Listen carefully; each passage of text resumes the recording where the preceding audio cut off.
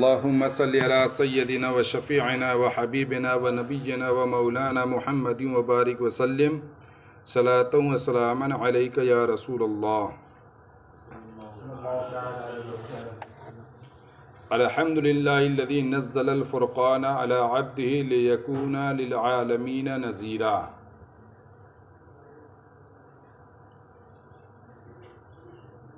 کل الحمد للہ الذی نزل الفرقان علی عبدہ پر گفتگو ہو چکی،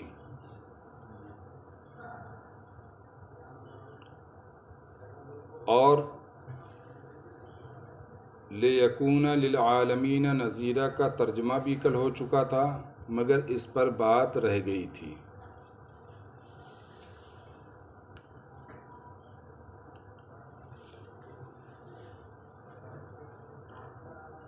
وہ یہ کہ تمام تعریف ہے اس اللہ کے لیے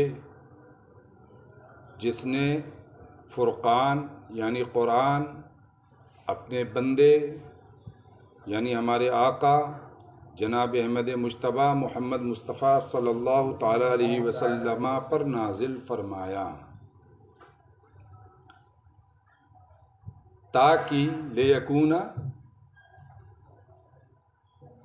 تاکہ سارے عالم کے لیے، عالمین کے لیے، سارے جہان کے لیے ڈر سنانے والے یا ڈرانے والے ہو جائیں۔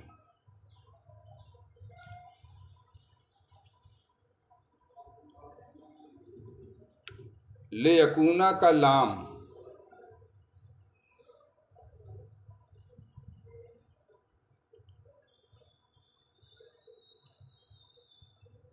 یہ بیان علت کے لیے ہے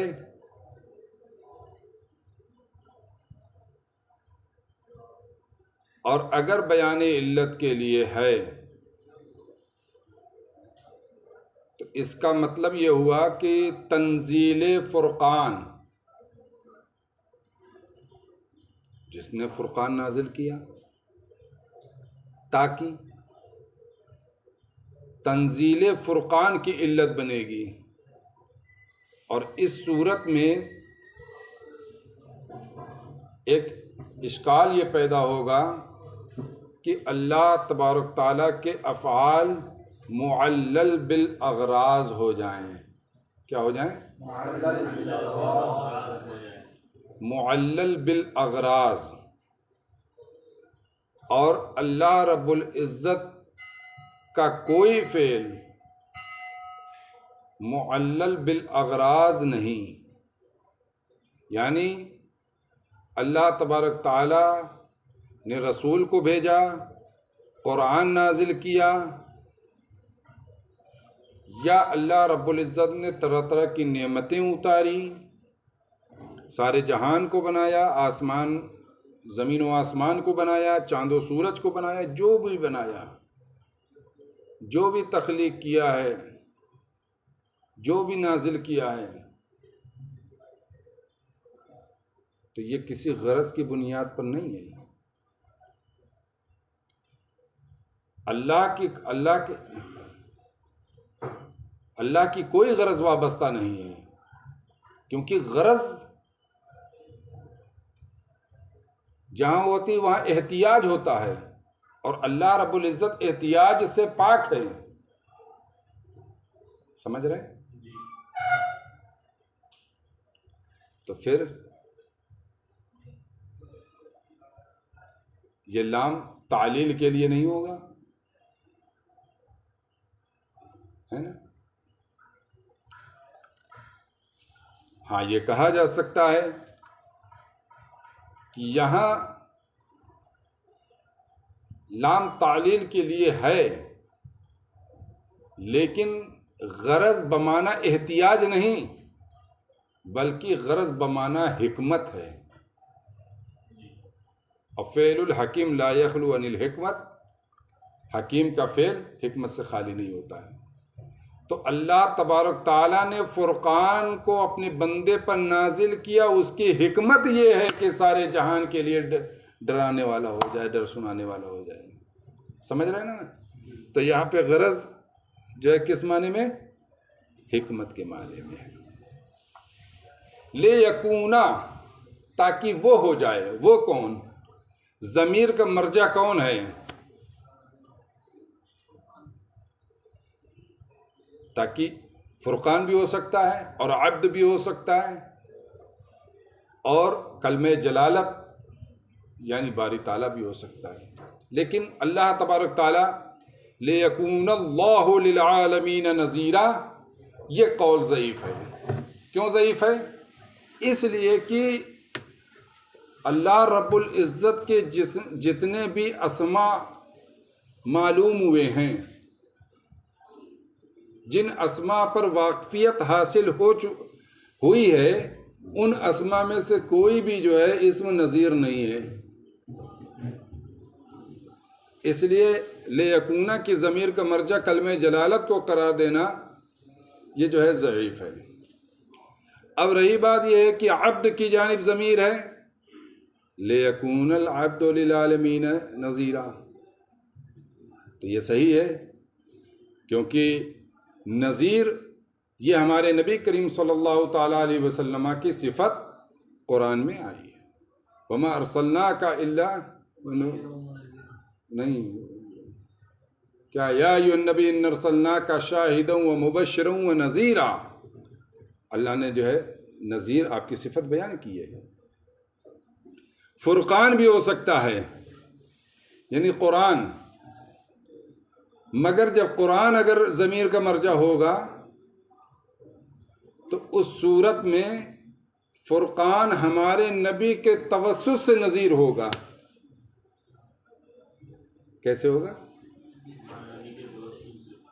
تو اب یہ کہہ سکتے ہیں کہ عبد کی جانب ضمیر کا مرجع اسناد حقیقی ہے اور فرقان کی جانب ضمیر کا مرجع اسناد مجازی ہے نا، کیونکہ ہمارے نبی کے توسط سے وہ نذیر ہوگا تو اس کی جانب اسناد کیسی ہو جائے گی؟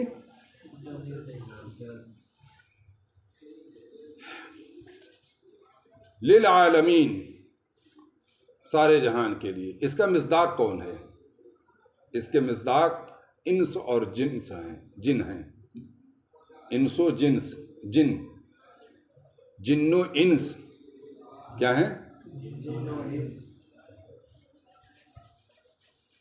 قرآن پاک میں اللہ تعالیٰ نے فرمایا نا لَأَمْلَأَنَّ جَهَنَّمَ مِنَ الْجِنَّةِ وَالنَّاسِ أَجْمَعِينَ،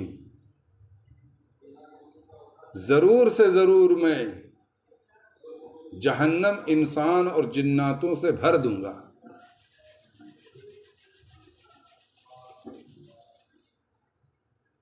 تو اس کا مطلب یہ ہوا کہ جس طریقے سے نافرمان انسان جہنم میں جائیں گے اسی طریقے سے نافرمان جنات بھی جہنم میں جائیں گے، ہے نا. تو عالمین کا مصداق کون ہے؟ انس و جن یا جن و انس. تو اب معنی ہو جائے گا کہ تاکہ وہ رسول جن و انس کے لیے نذیر ہو جائیں، ہے نا. بات سمجھ میں آ رہی ہے؟ نذیرہ، یہ نذیر مصدر ہو سکتا ہے. کیا ہو سکتا ہے؟ اگر یہ مصدر ہے تو یہ انذار کے معنی میں ہے. کس کے معنی میں ہے؟ انذار کے معنی میں. جیسے نکیر انکار کے معنی میں، نکیر انکار کے معنی میں، ویسے نذیر انذار کے معنی میں.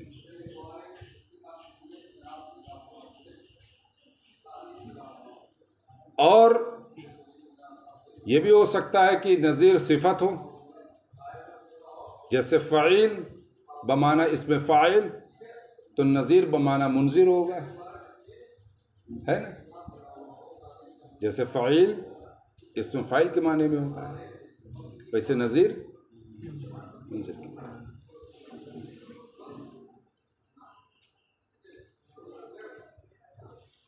سوال ایک یہ ہوا کہ علامہ بیضاوی نے نذیرہ کی صفت کو کیوں اختیار فرمایا، حالانکہ رسول اللہ صلی اللہ تعالیٰ علیہ وسلم کی صفت بشیر بھی ہے. کیا ہے؟ بشیر بھی ہے. تو نذیر لِیَکُونَ لِلْعَالَمِینَ بشیرہ کہہ دیتے، نذیرہ کیوں کہے؟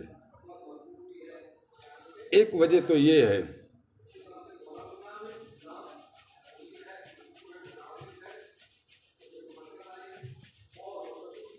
کہ فقہا کے یہاں یہ قاعدہ ہے کہ جلب منفعت سے دفع مفسدہ، دفع مضرت اولا ہے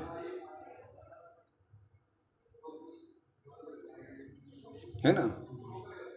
اور بشیر یہ جلب منفعت، جنت کی خوشخبری سنانے والا، آخرت کے اچھے انجام کی خوشخبری سنانے والا. نذیر جہنم کی ڈر سنانے والا. تو یہ دفع مفسدہ، نذیر میں دفع مفسدہ، دفع مضرت ہے، اور بشیر میں جلب منفعت ہے. اور جلب منفعت کے بنسبت کے مقابل میں دفع مضرت اولا ہے، اس لیے جو ہے نذیر کو اختیار فرمایا. ایک بات تو یہ. دوسری بات یہ ہے کہ اللہ تبارک تعالیٰ نے جب ہمارے نبی کو مبعوث فرمایا تو سب سے پہلے ارشاد فرمایا یہی قم فانذر، یہی ہے قرآن کی آیت. اے نبی اٹھیے، فانذر ڈرائیے. انذار یہ مومنین اور کفار دونوں کو عام ہے. کیا ہے؟ بشیر تو مومنوں کے ساتھ خاص ہے،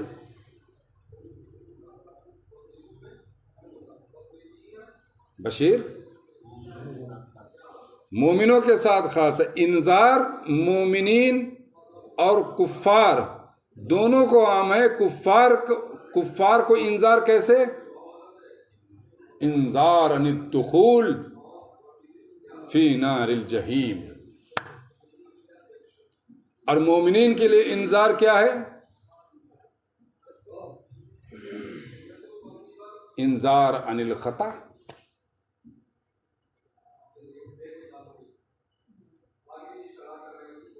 الذی یفضی الی النار، جو جہنم تک پہنچانے والا ہو، ہے نا. تو یہ دونوں کو عام ہے، تو اس وجہ سے بھی نذیر کو اختیار فرمایا. فتحدى بأكثر سورة من سوره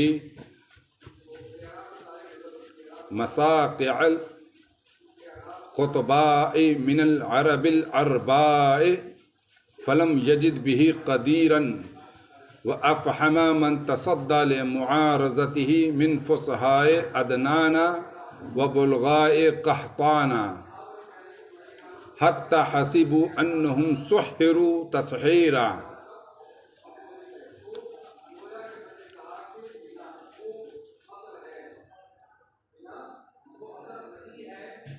تو قرآن کی صورتوں میں سے سب سے چھوٹی صورت کے ذریعے بے اکثر صورت، قرآن پاک میں آیا ارشاد فَأْتُوا بِسُورَةٍ مِّن مِّثْلِهِ. تو لفظ اکثر علامہ بیضاوی نے فَأْتُوا بِسُورَةٍ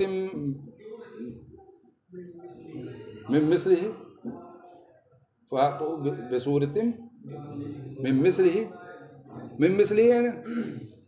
تو سورتن کے اس میں سورتن میں جو تنوین ہے نا، تحقیق کی ہے نا، چھوٹی سی صورت ہے. کیا خیال ہے؟ تو اسی لیے اکثر صورتن یہاں انہوں نے فرمایا چھوٹی سی صورت، بے اکثر صورتن. تحدہ، یہ تحدہ کیا ہے؟ تحدہ یا تحدہ باب تفاعل سے چیلنج کرنا ہے. چیلنج کرنا. اصل میں لغوی معنی جانتے کیا ہوتا ہے؟ گانا بجا کر یا گانا گا کر، اونٹ کے سامنے گانا بجا کر یا گا کر اس کو تیز چلانا. لیکن اس کا اصطلاحی معنی ہے. تحدی کس کو کہتے ہیں؟ طلب المعارضہ عن صاحبہ بإتیانہ بمثل ما فعلت انت، یعنی اپنے مد مقابل سے اپنے جیسے کام پر معارضہ طلب کرنا، پلاؤ اس کی مثل ہے نا. یہ اس کا اصطلاحی معنی ہے. تو فتحدہ، اللہ نے معارضہ طلب کیا، چیلنج دیا. بِأَقْصَرِ سُورَةٍ مِّن سُوَرِهِ، قرآن کی صورتوں میں سے سب سے چھوٹی صورت کے ذریعے اللہ نے معارضہ طلب کیا، لا اس کے مثل ہے نا. کس سے؟ مساقع الخطبہ، بلیغ خطیبوں کو، بلیغ فصیح و بلیغ خطیبوں کو، من العرب العربہ، خالص عرب کے فصیح و بلیغ خطیبوں کو چیلنج کیا.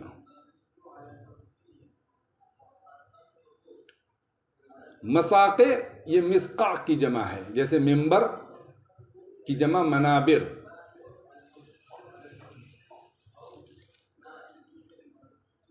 حسین سو رہے ہو؟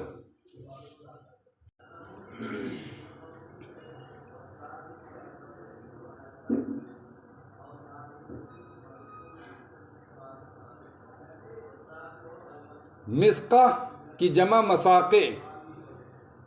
مسقع کا معنی ہوتا ہے، ایک معنی ہوتا ہے فصیح و بلیغ. کیا ہوتا ہے معنی؟ اور ایک معنی ہوتا ہے بلند آواز والا. کیا ہوتا ہے؟ جیسے کہا جاتا ہے کہ سقاعت دی مرغے کا آواز کو بلند کرنا ہے نا، یا مرغے نے آواز بلند کی ہے نا. تو بہرحال اگر یہ پہلا معنی ہے فصیح و بلیغ، تو جو خطبہ ہیں تو بہرحال وہ فصیح و بلیغ تو ہے ہی ہیں. تو پھر مضاف کے اندر بھی وہی معنی، مضاف الیہ کے اندر بھی وہی معنی. پھر یہ اضافت مجازی ہوگی. کیا ہوگی؟ جیسے لیس الاسد کہا جاتا ہے، لیس کا معنی وہی، اسد کا بھی معنی وہی ہے نا. لیکن اگر بلند آواز والا یہ معنی مراد لیتے ہیں تو ایسی صورت میں یہ اضافت العام الی الخاص ہوگا. جیسے ہم لوگ بولتے ہیں اصول فقہ، اصول عام ہے، فقہ خاص ہے. اسی طریقے سے یہ پھر اضافت العام الی الخاص ہوگا. من العرب، عرب، عرب تو جانتے ہی ہیں. اور اربع یعنی خالص، پیور عرب، خالص عرب کے فصیح و بلیغ خطبہ کو اللہ نے فرقان کے صورتوں میں سے سب سے چھوٹی صورت کے ذریعے چیلنج کیا. اچھا ایک بات یہ بھی ہے کہ من سورہ میں جو ضمیر کا مرجع وہ فرقان کی جانب ہے. اس سے معلوم یہ ہوا کہ قرآن کے علاوہ بھی بہت ساری کتابیں ہیں، کتابیں سماوی کتابیں ہیں، توریت، انجیل، زبور ہے. لیکن قرآن کے اندر اللہ نے جو اعجاز رکھا ہے وہ اعجاز کسی اور کتاب کے اندر نہیں رکھا ہے. تو علامہ بیضاوی یہ بتانا چاہتے ہیں فتحدى بأكثر سورة من سورہ کہ قرآن کی صورتوں میں سب سے چھوٹی صورت کے ذریعے اللہ نے چیلنج دیا. اس کے اندر جو اعجاز ہے وہ توریت و زبور اور انجیل کے اندر وہ اعجاز اتنا اعجاز نہیں ہے نا.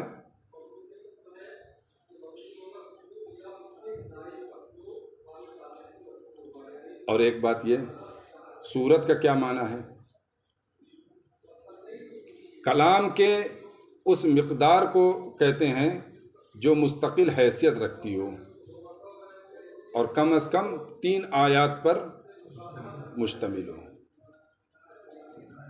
3 آیات پر کم از کم. ایک تو یہ، اور یہ سورت جو ہے سور البلد سے ماخوذ ہے.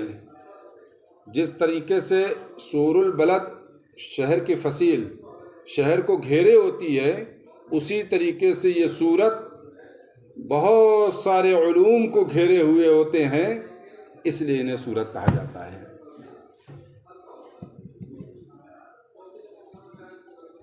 اور سورت کا ایک معنی ہے مرتبہ، اور بہرحال سورت مرتبے والی چیز ہے، یہ بھی معنی ہے اس کا، ہے نا. فلم یجد بھی قدیرن، تو اس پر یعنی فرقان پر قادر نہ پایا، قدرت نہ پائی. فلم یجد بھی قدیرن، تو یا تو یہ ہے کہ ضمیر کا مرجع تحدی ہے، اس چیلنج پر جو ہے قادر نہ ہوئے، یا اس فرقان پر قادر نہ ہوئے، ہے نا. دونوں ضمیر کا مرجع لوٹ سکتا ہے. وَأَفْحَمَ مَنْ تَصَدَّ لِمُعَارَضَتِي مِنْ فُصَحَاءِ عَدْنَانَ غیر منصرف، وَبُلْغَاءِ قَحْطَانَ قحطان بھی غیر منصرف.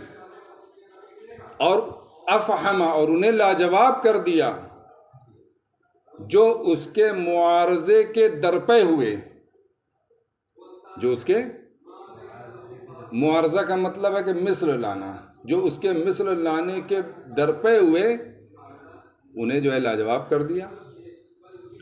من فصحاء عدنان، عدنان کے بڑے بڑے فصحاء میں سے، اور قحطان کے بڑے بڑے بلغا میں سے. عدنان تو یہ خالص عرب کے لوگ عدنان سے ہیں. اور قحطان جو ہے عرب میں سے، عرب خالص عرب تو نہیں ہے لیکن عرب بنا لیے گئے، مستعربہ جن کو کہتے ہیں. تو اس لیے دونوں کو شامل کیا کہ عدنان و قحطان کے فصحاء اور بلغا کو، اس کا عدنان و قحطان کے فصحاء اور بلغا میں سے جو لوگ بھی اس کے معارضہ یعنی اس کے مثل لانے کے درپے ہوئے، افہما، انہیں کیا کر دیا؟ لاجواب کر دیا. تیرے آگے یوں ہیں دبے لچے فصحاء عرب کے بڑے بڑے، کوئی جان منہ میں زبان نہیں بلکہ جسم میں جان نہیں. یہ واقعہ مشہور ہے. بڑے بڑے فصحاء بھی جو ہے قرآن کا مثل لانے سے عاجز آ گئے. حتی حسبو، یہاں تک کہ ان لوگوں نے جب عاجز آ گئے لانے سے، تو حتی حسبو، یہاں تک کہ انہوں نے یہ گمان کر لیا، انہم سحروا تسحیرا، ان پر کسی قسم کا جادو کر دیا گیا ہے. یعنی وہ اس کے مثل نہیں لا پا رہے ہیں تو لگتا ہے کہ ہمارے اوپر کوئی جادو کر دیا گیا ہے. اسی لیے دیکھیے یہاں حسبو کا استعمال ہوا ہے. انہوں نے گمان کیا، در حقیقت دل میں تو یہ ہے کہ یہ کلام اللہ ہے، یہ اللہ کا کلام ہے، لیکن وہ اپنے گمان میں یہ ہے کہ لگتا ہے ہمارے اوپر کوئی جادو کر دیا، تبھی ہم اس کے مثل نہیں لا پا رہے ہیں.